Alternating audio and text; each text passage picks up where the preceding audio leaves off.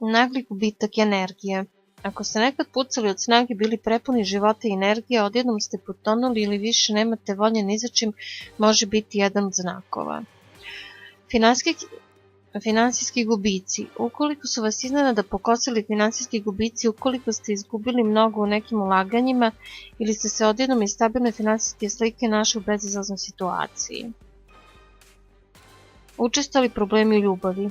Nekad ste bili u stabilnim ljubavnim vezama i odnosima, ali u zadnje vreme su iza vas samo ljubavni brodolom i razlog gubitak volje za ljubavlju.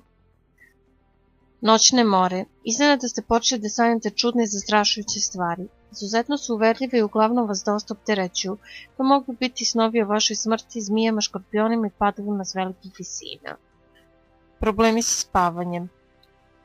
Iznenada se budete po noći, dugo ne možete da zaspite, preznojavate se tokom noći, a nikad ranije niste imali problema sa spavanjem, može biti znak da vas je neko uhvatio na zub. Stoga, ukoliko se pronađete u više od 4 navedena znaka, knjige savjetuju da razmislite o skidanju magije. Ipak još jednom valja napomenuti da svi ovi znakovi mogu da se povežu s brojnim životnim situacijama i stanjima i da ih treba uzeti s velikom dozom rezerve isključivo kao kuriozitet.